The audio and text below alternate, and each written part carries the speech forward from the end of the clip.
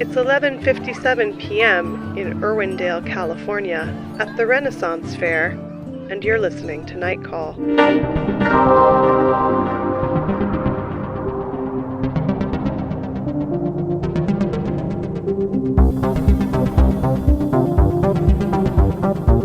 Hello, and welcome to Night Call, a podcast for your Ren days and Renly nights. My name is Molly Lambert, and I'm here in Los Angeles with Tess Lynch, and over in New York we have, as always, Emily Yoshida. Molly, you make Game of Thrones references without even meaning to. There's a character called Renly Baratheon in seasons 1 and 2 of Game of Thrones. You're a super fan. It's amazing. That's what a friend of Night Call, Starly Kine, kept telling me when we went to the Ren Fair together with other friend of Night Call, Jane Marie. A star-studded podcast team. Yeah, that's like a meetup of the ages. it's a convention, an accidental convention. A coven of podcasters. We enjoyed a fried artichoke and a baked potato. Many festivities were had. And just like in the old world. Just like olden times, it was great. But Starly is a big Game of Thrones fan, as we discussed last week. And this time she kept pointing at people and going, "Oh, hey, do you like that?" And I'd be like, yeah, that's cute. She'd go, "Then you like Game of Thrones. That's Game of Thrones. You like it." It's a compelling argument. It was great. She pointed as like a girl who was probably like Arya or dressed as Arya or something. And she was like, "Hey, you like that outfit?" I was like, "Yeah, sure. Good cosplay." And she's like, "Boom, you're a huge Game of Thrones fan." She got me. I mean, I went to the Ren Fair.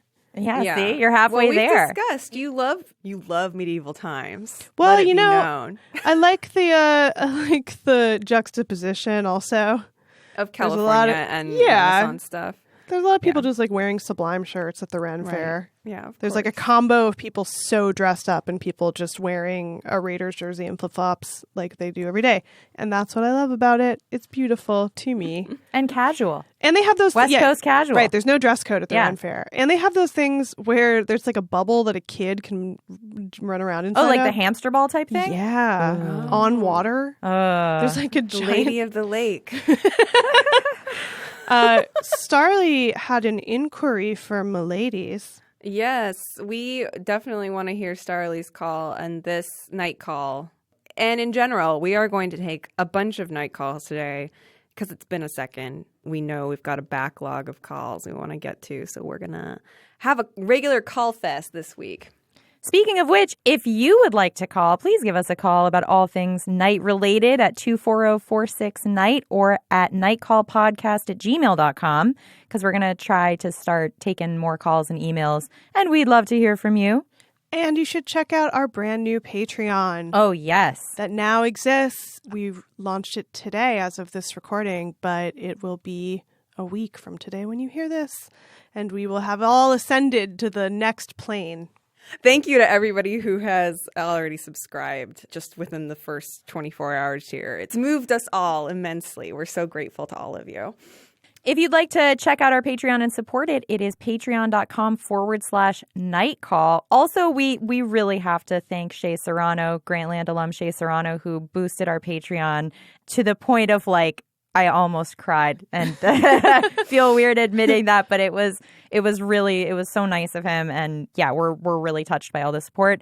And we have some cool stuff at the tiers to give you if you support our podcast. So please do. Yeah, including a book club. Yeah. And some mixtapes.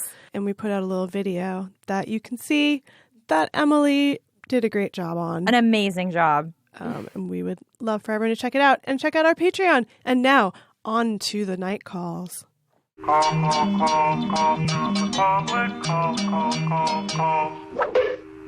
right, this is a night call from Starly. Technically, it is a night recording, night field recording that we did in the car on the way home from the Ren Fair while we were still talking about Game of Thrones.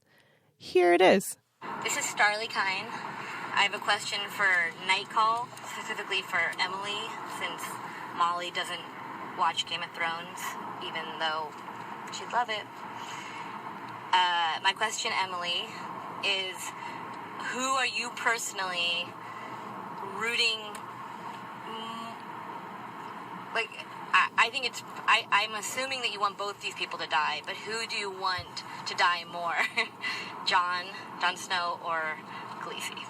Emily, who are you rooting for to die? First of all, I'm gonna stall for a second here, keep everybody in suspense. So this is with all of the love in my heart. I watched the last season of Game of Thrones with the one and only Starlee Kine. I would bring over a bottle of wine to her apartment, and I feel like most of it would be drunk by the time the episode started. And it was really fun. And usually I watch the show by myself, so it was fun to have somebody to like yell at the TV with. Then as this season was coming up, I went back and I was just trying to brush up, like remember where we were, and I started to watch the last season before this, which was really short. It was like 7 episodes or something. I did not remember most of the stuff that happened in that season. Like all the rest of the seasons, I think I had watched the episodes at least twice because I was writing about them. So I'd have to like go back and see what happened. But I do feel like I missed Starlee this time around. Like we became Game of Thrones buddies. So I appreciate this question in more ways than one. I think Starlee makes a strong argument just for watching Game of Thrones with Starlee. Yeah. She's like the most opinionated person to watch the show with. It's real fun. She's got takes usually. Yeah, she's got takes, and I like to argue with people whose opinions are like not mine, which is why we have a good podcast. But also my conversation is fun. So, hey, conversation, we love it. Is she setting you up in some way? Does she know what you are going to answer this question already? I don't think she does, but I mean, I don't know if the answer is what she thinks it's going to be. I mean, if I had to pick, and I don't think either of these people are going to die, but if one person dies, it's probably going to be Jon Snow. And Rachel just looked at me in the most like incriminating way. Well, let's just like have it be clear that he has already died and been brought back. Mm-hmm. Yes. It's a long story. Wait, so is he a ghost? No. The Lord of Light brought him back because it was foretold that he would, he was necessary. He was meant to be if a ghost wins the Game of Thrones. He's not a ghost. If a ghost were to win the Game of Thrones, does it count, or do you get like a mulligan? He's not a ghost. Well, if he's brought back from the dead, he's a zombie at least. There are several people who have been brought back to life by the Lord of Light, and they are kind of like... They're not zombies. You're telling me people can die on the show and be brought back immediately? Yeah, sounds very like your favorite sounds like a cool show. It's extremely like specific circumstances. Well, like Dan said last week, it's really rare for there to be this kind of magic, but it does happen. But when it happens, it's like, it must be cool to be jerked around by a show into thinking that your beloved characters have died, and then a wizard goes boop, and they're like, oh, they're alive again. It's like Alexis Carrington is back. So we meet a lesser character, a more minor character who's had this happen to him before we meet Jon Snow. So it's not like we didn't know this could happen. We just knew it was maybe the precedent has been set. I'm going to answer. I feel like I've heard of that. I'm here to answer Starlee's. I'm going to answer Starlee's question. I want all of them to die. Cool. Great. All men must die. Yeah. You love Game of Thrones. I do. I say that all the time. All men must die. It's a great slogan. Valar Morghulis. And in the spirit of that, like, I hope that Jon Snow dies. More than Khaleesi? Yeah, I mean, I think it makes less sense. Like, I don't think it would be very satisfying for Khaleesi to die. I feel like the rug is going to be pulled out of her in some way or another. I don't know if that necessarily means she's going to die. Maybe they're going to pull that bad rug off her head finally and be like, wow, we have an expensive budget, but the wigs on the show are so bad and unbelievable. The roast master has arrived. Tess, you're also the game of roasts. War of the roasts. War of the roasts. The roasts. Nightcall would love to host your roast. Please hire Nightcall to be your roast hosts. We'd be like the friendliest, gentlest roast hosts, unless we'd you're forget to roast people halfway through and start talking about. We just sous vide. We don't roast. We sous vide. It's a warm bath. Tess. What's up, Molly? Tess, you're also a Game of Thrones fan. Do you have a feeling about this? Who would I prefer to die? Jon Snow or Daenerys Targaryen? Yes. I would prefer Jon Snow to die because A, he already has, and B, I Yeah. I think that like I'm the only person who saw last night's episode, which is now 2 episodes in the past if you're listening to this. I feel like I have not been wowed by Jon Snow's charisma in a while. I'm kind of over it. Never been wowed by his charisma, as we all know, I'm a Daenerys fan. Last night, and this is not a spoiler, but let me just say that there's a scene where they're at a party and Daenerys is like sitting there looking at everyone and she's super paranoid. Like everyone's, going to take me down. Everyone's talking about me. Really identified with that. Need to keep her around for that reason. It's like, I know that feeling. Have you seen Daenerys is like hit the bong and she's just like, I don't know. It seems like everyone hates me here. This is terrible. Ever since I saw that meme about how Jon Snow looks just like George Costanza. Yes. Cannot unsee. Oh my God. Yep. A riveting joust. A riveting joust, indeed. Joust. I'm betting on Bran. Ugh, Bran. I mean, it's clear you don't watch the show if you're betting on No, but Bran. I watched Veep, and I think Veep is going to end with Splat being president, which is my dream, and I feel like you just always bet on, like, the person that nobody would bet on. Yeah. Oh, you mean you're betting on him to Bran win? seems to know he's on the way out. Yeah. To win the game. Oh, I thought you were betting on him. I was like, what? No, Both are Bran's. very unlikely. Bran's going to win. Molly calls a Game of Thrones. He's not even Bran anymore, Molly. Vegas He's a three-eyed raven. Well, he's not Bran. The appearance of the three-eyed snake in nature let me know that Bran. Oh, it was a sign. The three-eyed raven's going to win. Oh yeah. Speaking Shout out of to the three-eyed snake. Yeah, that is definitely the night call mascot of the month. Yeah, we love it. Moving on to more creepy things, I believe we have an email regarding Roswell. Yes, we have a somewhat belated but nonetheless incredibly appreciated email from Yesenia, who is a Roswell native. A while ago, we were asking if there was anybody that listened to our show who was a Roswell resident or former resident or native. And we heard back from Yesenia, and it was a great email to get, so I'll just read it. Hey, Night Call Pod, I am finally writing, even though your first episode wrangled me in with it's whatever time it was in Roswell, New Mexico. Since then, there have been a lot of Roswell chats, so I felt I had to write in as a native of the city, parentheses, town. I was born and grew up in Roswell and left when I went to college, but my family is still there, so I visit. It really is such a small place, fewer than 50,000 people, so it was always really interesting to us as children when people would come from all over to hang out with the aliens. I'm neither confirming nor denying that they're still here.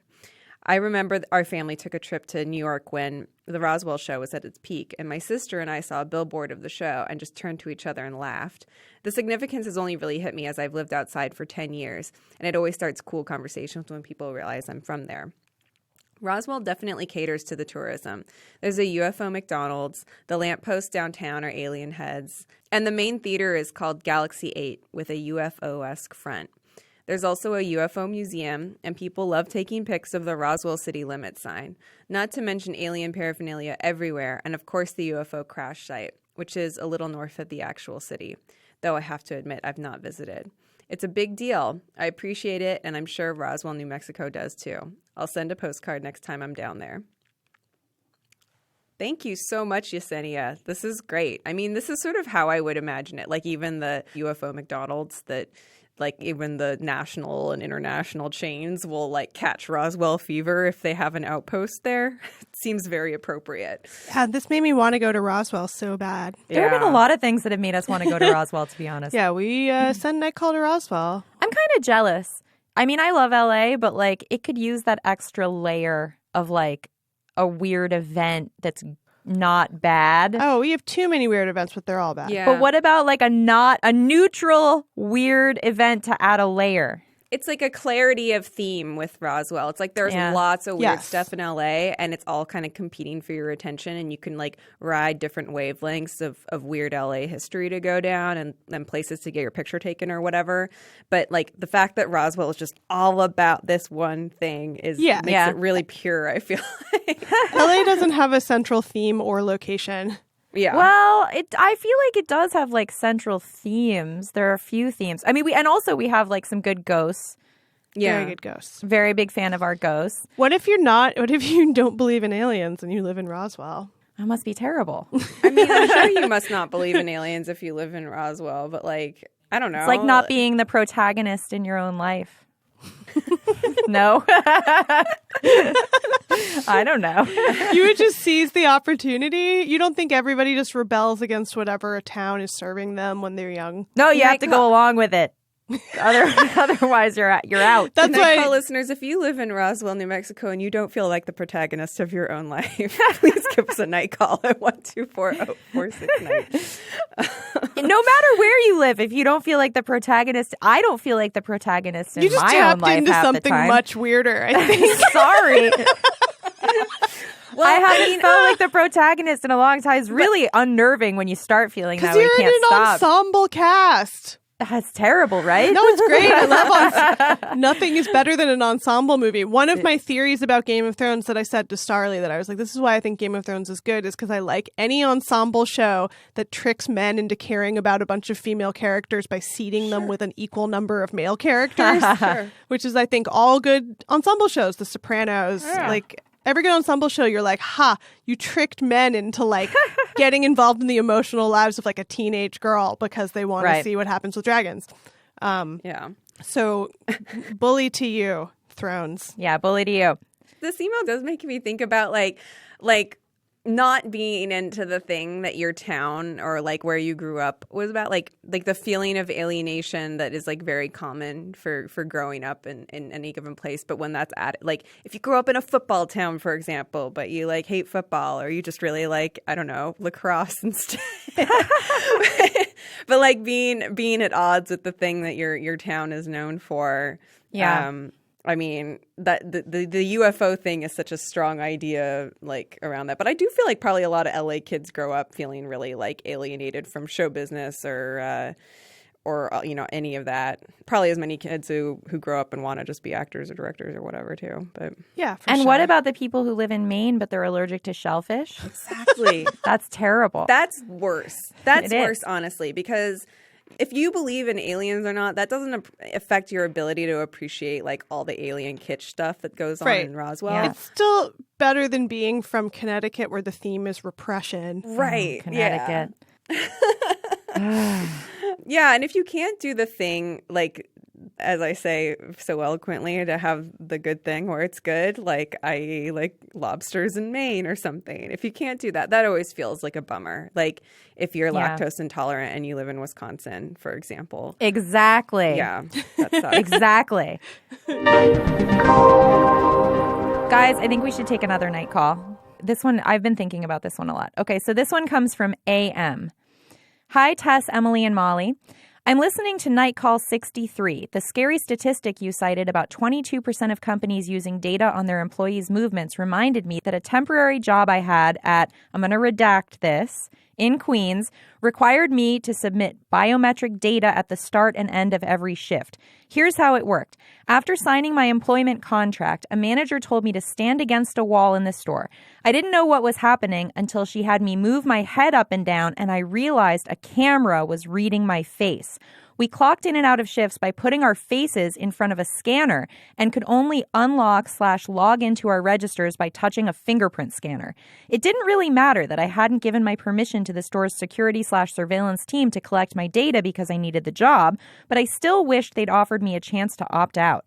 I'm certain it would never occur to the store's managers that this was a breach of privacy or that there's any legitimate reason we wouldn't want our biometric information in a security database. The scanner sometimes wouldn't work if I wore dark lipstick or took my coat and hat off. Do you remember seeing stories several years ago about makeup and hairstyles that could thwart facial recognition tech? I feel like I've been waiting for the anti-surveillance punk look to come in fashion since then. Obviously only a temporary solution, but a fun one. I wonder if it works. Thank you so much for this terrifying email. I just want to jump right in. Please do. And say that I just bought one of those face blocker things. Oh, cool. What are they? Like a full face shade. Yeah. I posted pictures of it. I wore it to the Ren Fair. It's like the visor that goes all the way down. Is You know it what I'm like talking the- about? I did see a pic. I had no idea what that was when you posted it. Vista Viano. Vista Viano, Donald yeah. Sterling's Yeah. mistress Yeah. wore one. But they're also just popular. Yeah. It's like a And- big, like, grandma look. in LA, I feel like. Interesting. I'm into that. Yeah. You will be Is mad that into so it. that your face did you do it for fashion purposes? No, or I did it for sun purposes because Yeah. I was going to the Ren Fair, which is in Right. Irwindale, and it's super sunny. And also, I just like found one that I've been like thinking about getting one for a Yeah. long time, and then night call friend Karina Longworth had one, and I was like, oh, I totally do want one. I'm gonna just do it. And then I was wearing it around, and it was like the most amazing feeling because people can't see your face. Yeah. It's incredible. You walk around. That almost seems impolite. It's amazing because it's also like if you're a woman especially, it's like, oh, men cannot see your face. They can't even see if you're smiling. Right. They like can see your body, but who cares? They can't see your face. It's amazing. I love it. But does that inhibit your ability to like connect with people? Yes, that's what I found out That's the point. from wearing it for a whole day. Yeah. Because it's kind of amazing because it's like you have this little like bubble around you. Yeah. You're I was like a also, like, ghost. Yeah, I was just like vaping inside of it. I was very like You were hotboxing your own head. Yeah, it's my little cocoon. But you sort of get a Darth Vader from talking under it voice. Yeah. Do you think it's healthy? Is it breathable? Like, is there enough Yeah. air Oh, circulation? yeah. I mean, it's just a shade. So it's Yeah, not it's just like a visor. full, it's not It's like not a a helmet. hockey mask Yeah. or like like a fencing mask or something like that. Yeah. Although fencing mask would also be a good look. No, and also Jane Marie was like, some dudes might just be into that. That's true too. Like, oh, horrible. You're just thought. a body. Especially if I'm wearing it on like Star Wars Day and it's a little Mm. stormtroopery. But it is really fun. I do recommend it if you're going to like the beach or something. Check it out. I don't know how I'd feel walking around without my face in front of me. You know what I mean? I'm an overwearer of sunglasses. Like I wear sunglasses on cloudy days. I started doing it because I squint in the sun really badly and it would like hurt my face all day if I was like I remember like on snowy days in Iowa, if I was like squinting all day, then my face would hurt. You get a me. headache. Yeah. Yeah. So I started wearing like sunglasses really obsessively, like all the time. I can't leave the house without sunglasses, even if it's raining. And that I feel like affords enough freedom. It makes you look like an asshole, which I also kind of like. I don't know. Nobody's going to really try to talk to you like on the train. That's or funny. something like I like didn't wear sunglasses for like until I was like 18 or something because I thought they were like pretentious. I have a really hard time wearing sunglasses because the difference between my peripheral vision and my forward vision gives me like a little bit of a vertigo Okay, feeling. imagine Oh, a shield yeah. that covers your whole face. But my problem, as Molly knows from hanging out for a long time at random like corners, I like talking to strangers. It's like it gives me my juice.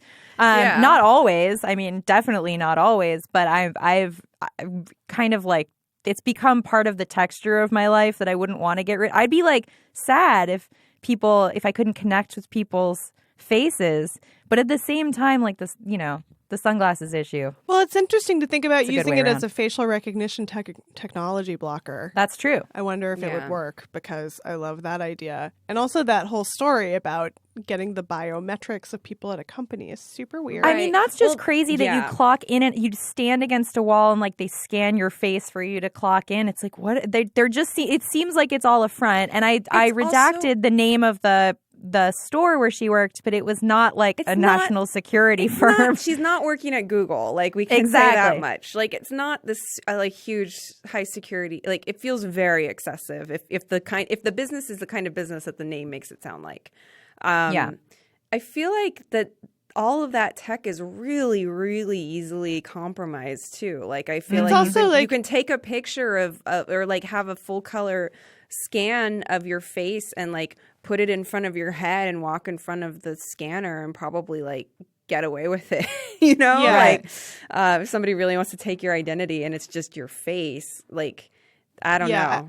I like that facial recognition technology will never be as good as like a crow is Right. at recognizing human faces.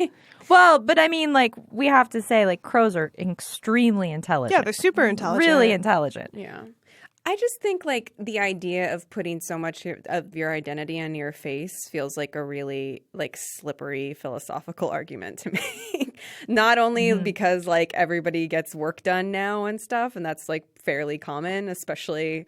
Yeah, that's a very philosophically scary thing when you look on Instagram and it's like every beautiful person has the exact same face. Yeah, That's a very weird phenomenon. Yeah. What if everybody had no face at all?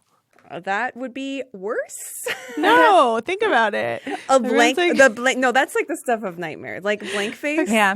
yeah, cutie flesh no face. Well, this is the Cutie shadow no people. face. This is my I shadow hate person experience was the Oh, person yeah. with no face. Yeah, I hate it. There's a no face in Dick Tracy. Yep. That turns out to be Madonna at the end. Spoiler for Dick Tracy. Look, it all comes together. We were just talking about Dick Tracy last week. It's all one theme. It is all one theme. Well, this email was amazing. Thank you so much for. Yes, sending it was awesome. I wanted to say real quick and like kind of on the subject of I guess like future dystopias. Is that like in the broad category? I went to Hudson Yards today. Like I wasn't planning on it at all, but I went to a screening this morning and I happened to run into a buddy there, and we ended up riding bikes. Like I got a city bike, and like I've never biked in New York before because it scares me a lot. But we biked up to Hudson Yards. And for those of you who don't live in New York or don't know about this, Hudson Yards is like this terrifying development that now exists like basically over the Hudson Yards, like the train yards for Penn Station. And it's really kind of in the middle of nowhere, like super, super west side, midtown. And there wasn't much of anything there before except for like the Javits Center. But now there's like I think there are 5 currently hotels, condo type, mixed use buildings, and like a big stupid shopping center with like a Cartier and a Lululemon in it. And that is what the Hudson Yards is? It's the most charmless public space I've ever seen. There's actually a really, really good just complete burn of it in the New York Times that came out about I think the day that it opened, just about how like anti-human the space is, how it seems so counter to like the needs of a city. Like the funny thing is that the High Line, you guys know the High Line? Yeah. So it goes up all the way to Hudson Yards now. Basically it like runs into this wall of like steel and glass, just like you run right into the giant skyscraper. And it's funny because I think of the High Line as being something that like is actually like pretty humanistic and like a nice space, even though it's a total people zoo. Like it's a nice like thing that they decided to put money into. Yeah. But the Right, Hudson it has Yards, a purpose. yeah, the Like- Hudson Yards is like totally from this like post-human dystopia. It's like very there's this big thing in the middle of it called the vessel. Ugh. Yeah. That's what people have been concentrating on. That is like, it's like an Yeah. art installation in the middle, and it's literally a staircase to nowhere, apparently. Really? Yeah, so the vessel, the crazy thing about this, and this is, I'm looking now at this article on Curbed New York. The vessel is basically like made to be a Instagram trap because it's so crazy looking. It looks like a big, like, our producer Rachel is calling it the shawarma. I think that's like the nickname that they're working on for people are trying to make that one stick because it does look like a meat tornado. But people take these pictures of it, and there are like terms and conditions if you visit the vessel, which means that you agree that if you go into the structure, okay, when attentive readers notice that hidden within vessel's visitor terms and conditions, which ticket holders agree to when signing up to climb the structure, there was a clause that more or less gave Hudson Yards the right to photos, audio recording, or video footage depicting or relating to vessel for any purpose whatsoever in any and all media, in either case, now known or developed later. So, like, basically, if you... It's a trap. Yeah. So you said, that's why you said it's a sliver. Yeah. Yeah. It's like this, it's just a staircase to nowhere that everybody gets, like, Instagram photos in. I think I read somewhere else that there's photo recognition for it, like the structure, because it's such a unique structure, so that like there's some kind of algorithm that can tell when somebody has taken a photo of the vessel, and then can use that photo for promotional purposes or whatever they want. Like they can find photos of it just like automatically on. So it's super scary. Also, if this stuff was even at all charming or kind of like fun to look at, it would be one thing, but it's so ugly, all of it. It's so, and like everybody goes there because they know that they have to get a picture taken there because it's like the Instagram thing now to get your picture taken there. But like, what do you do? Like, what is inside? nothing. It's just stairs. It's like, It's just literally just stairs to nowhere. It's like a honeycomb thing of stairs that's like a kind of half, like it's a basket basically. So you can climb Are up to there the top of the emergency basket. exits? It's a great question. I don't Right? think so. Yeah. Like, that's my main question about it. It seems like a death trap. Yeah, I don't think there's an elevator or anything in it. Like, it's all stairs. So it's not accessible. It looks like a water slide that got grounded. You know? It's just like a really, like it and the super skinny towers in New York that like appear overnight that like oligarchs park their money in Right. are like really, really great visual metaphors for Yeah, the collapse we of have a lot society. of those too, and like the other thing we have way too many of now that you guys also have a lot of in New York are those pop-up museums that aren't actually museums. They're Yeah. opening one down the street from where we record here called the Museum of Fruit that we were getting mad about because it's like this space that used to be an art store and then it was like recently a Halloween store and then they're turning it into the Museum of Fruit, which is like an Instagram thing with different rooms, and each room is like a fruit that you take photos in front of, and it's like, we need housing so badly. Yeah, I know. Like, this is insane.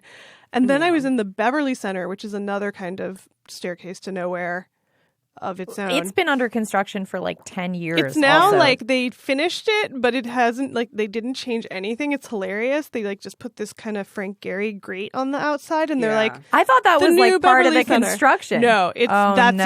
it. But on the top floor, it's also like it does a weird labyrinth thing to my brain because it's like they took out the movie theater and the food court. Oh, yeah, so when yeah, I go yeah. to the top and that's not there anymore, I'm What's like, at the wait. top now? Yeah, what's there? nothing. And it's like being in a video game where you like go down the wrong way because you're like, I know something is here, but it's not Right. here anymore. And what they they- put in its place is nothing. But then there's like a Playboy pop up right now that's like, What? I didn't pay because I wouldn't pay for a pop up, but it's like the Playboy Museum. Like, go in a room that's a fake Playboy club and take your photo in front of some stuff for $15. God, we're like the word museum is becoming like completely useless. Yes. Like we've No, and we've eroded it. Right. And it's interesting because, like, obviously the way museums are programmed did start to cater to Instagram. Like, as soon as Sure, it became, yeah. like, they went, you know, which was smart to be like, you can take photos in front of the art. Yeah. You know, I mean, fine. I went to the Hilma F. Klimt show. Like, I did my part. I didn't post any photos there, but like, you know, it's not the appeal of that for many people. I not like for that me. one. No, but I saw a lot of people posting about that one. I thought it was funny because I just kept being like Hilma Clint AF. Yeah, totally.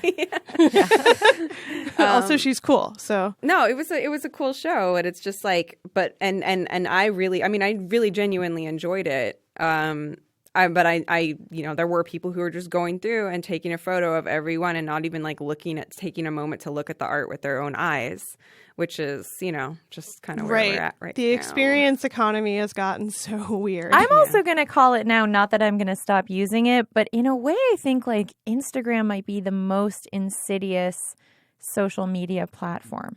In what way? Go on. Well, I just feel like talking about facial recognition and having these kind of Instagram traps, like it takes more legwork to kind of draw a person to a physical location and then expect for them to give you exposure if it's in a written piece versus just a picture. I mean, it's obviously crosses language barriers. It's like easily interpreted by anyone.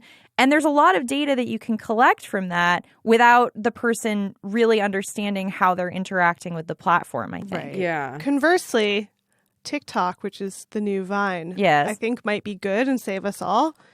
Really? It's where Go on. It's where Old Town Road came from. Yeah. Right, it's true. It's where Old Town Road came from. And then Jay Kang has been posting all these amazing He's got river the best, cooking. yeah. He found Yeah. the good stream, and it's literally a stream of stream cooking. It's amazing. It's people like foraging in a stream and then cooking in the stream, and it's the most relaxing, great cooking in the stream. Yeah. You have to. How do you it's make like a fire in a street? I almost don't want to like spoil the one that he posted because it's like, Ooh, okay. I almost screamed when I saw what happened at the end of it. I was like so delighted. That's all I'll say. All right. We'll put this in the show notes so everyone can see. Yeah. Slow internet will return. It is so, yeah, it's Yeah. perfect slow internet.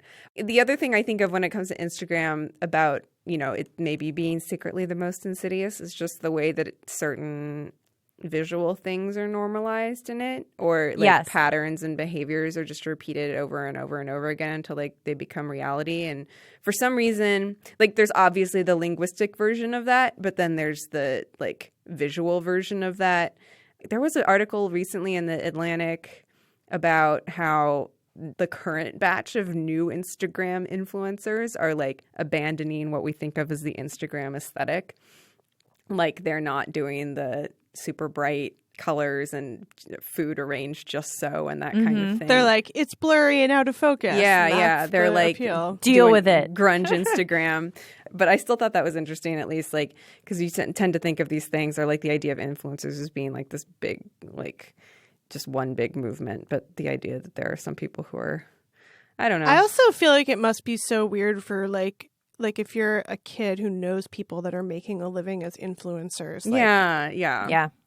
that must shift your perception of like, if you're like, that is what's valuable, and like nobody thinks about like, when will this end? Right. But like, well, it's also like, if no career is sustainable, why not go for the career that everybody knows is not sustainable but like burns the brightest? Yeah. And at least you're prepared going into it. Yeah. I also just say that the other thing that I think is kind of unsettling about Instagram is the story. Well, first of all, it's the platform that I think is most kind of explicitly expecting you to document in real time, And I think that the stories feature also gives this weird, like, you're able to really track a person's movements. Not that I would, but theoretically you could. Like, looking at Molly's stories, I was like, okay, she's moving through the Renaissance Fair and now she's here. Like, I can almost do like a map of where Molly goes. Right. And then I could pin it to my bedroom wall and, Well, with all you're the- assuming I'm posting in real time. Go that's- there tomorrow it's and true. follow in her footsteps and look for trash. Exactly.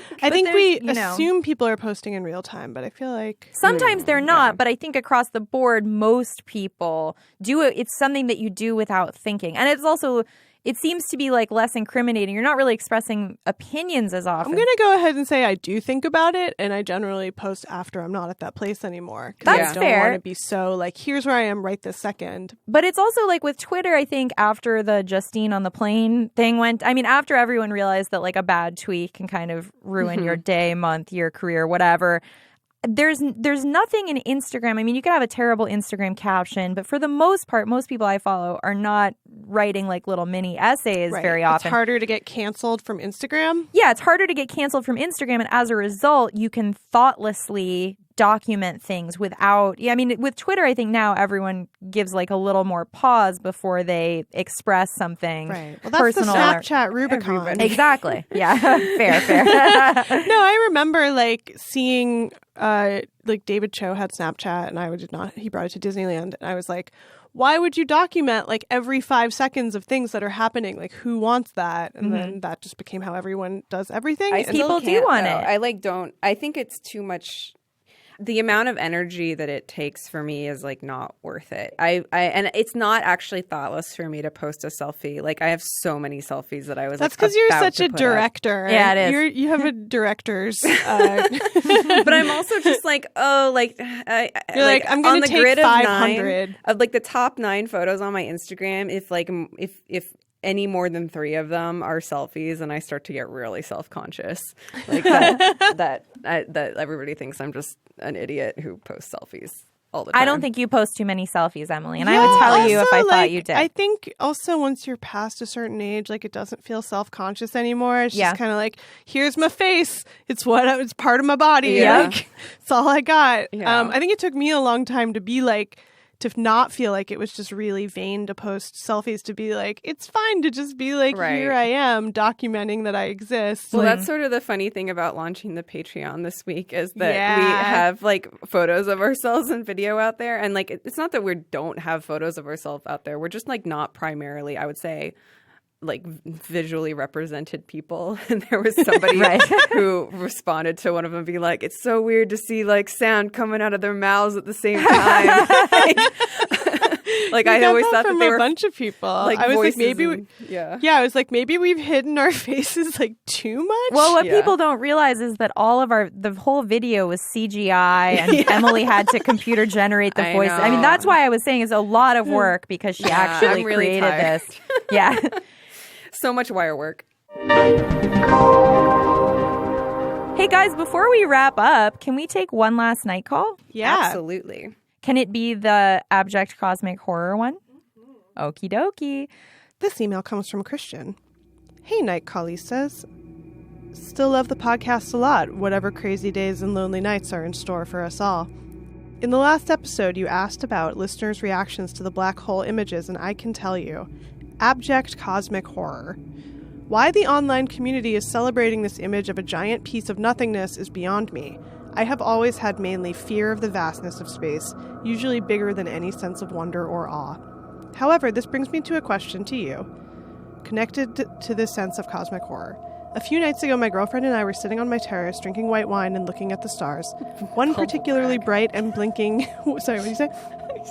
Humble brag. Humble brag. One particularly bright and blinking star caught our eye, and my girlfriend's night sky app told us it was Arcturus, a red giant 36 light years away and 110 times brighter than our sun. We both shuddered at that thought. Then I remembered reading about panpsychism, the idea that the entire universe and everything in it, not just us, but every tree and rock, has a consciousness. One piece of evidence for panpsychism is that stars' movements in the galaxy seems to be explicable only if we assume their own volition. The idea that Arcturus might have some sort of incomprehensible consciousness scared my girlfriend even more, but I got a weird sense of consolation from it, that there is this being up there instead of just a cloud of very hot gas. Which would you prefer, and which scares you more? Christian. Oh, such a good night call. I mean, I know the answer immediately. I mean, the lack of consciousness is so much more scary. Like, I mean, yes, that's a very quick way to feel okay about the vastness of space, is that like somebody's up there. You guys know in Griffith Observatory, in the museum part, like there's sort of that downstairs area where there's like a huge mural on one side of the stars, and it's supposed to be if you hold up your finger and you're looking at the night sky, like your index finger, like kind of close to your face, the amount of the night sky that fits into your finger is approximately what that part of the wall represents, which is about like 3 stories high. And I don't know, it cannot be overstated how big space is. And I think the thing that's upsetting about that is the fact that there's not anything there, like that as far as we know, or that there's not anything comparable to what we understand as being consciousness or life or sentience out there. I think that's immensely more upsetting than the stars having consciousness. Well, I just want to say that the Griffith Park Observatory has been closed for the last week. Oh, no. And we are No, it's fine. Are they remodeling? It's supposedly to install LED lights along the path, but at Night Call, we are starting the rumor here, you heard it first, that it's because they found an alien. Oh, good one. Okay, right? yeah. I'll totally disseminate that. Sure. Okay, great. Molly, do you prefer to think of planets as being sentient or just objects? I'm going to tell you, I make everything sentient, whether it wants to be or not. Like when I was a kid, I was really into giving numbers personalities. Oh, yeah. Nice. No, No, me too. I know exactly. Yeah. A sign that I would not be good at math, but be good at world building instead. We went to a camp in elementary school called Astro Camp. Oh, yeah. That was like a sleepaway camp for a couple nights in Idlewild, where it's space themed. But it was you're supposed to go on this night hike, and there was this whole thing. It was the big thing is the night hike, and then you chew wintergreen lifesavers in the dark to make sparks and look at the stars through a telescope. It's camp. But it was too foggy to see the stars, so instead they showed us Powers of 10 by the Eameses. Mm-hmm. And I'd never seen it before, and it scared the living daylights out of me. because it's just like, here's space, and then it just goes here and further away and further away, and like it just never ends, and we don't know where it ends, and there's no end, the end. Yeah. It's like the beginning of Contact. Yeah. But I think now I find it weirdly consoling. I like that there's no order to things. Maybe I'm an anarchist. You definitely are an anarchist. I've been told that a few times recently, and I'm like, but I like order to some things. Right. You're a Virgo anarchist. Yeah. Yeah. Like an uncluttered chaos. Yeah. I definitely have felt bad for the planet Pluto in my life. Oh, for sure. I mean, Pluto is also always kind of like an emotionally accessible planet, I think. I like also, though, when you see things and it's like we don't know why the moon exists. Oh, hey, speaking of which, I just wanted to spend a moon minute with you guys really briefly to let you know that a new study that was conducted by American and Japanese researchers hypothesized that the moon was formed when a protoplanet crashed into Earth way back in the day when Earth was just like it was covered with like a sea of magma, and then the magma splashed into outer space, and then it expanded, and then it like gelled together and made the moon. Isn't that a great theory? Love it. And they're like, this theory is just as viable as all the other theories, none of which we know if they're true. Well, there were like problems with previous theories. There were like gaping holes in the I didn't logic. realize we didn't know why the moon exists. Well, they didn't understand why its materials were so Earth-like, but also not Earth-like.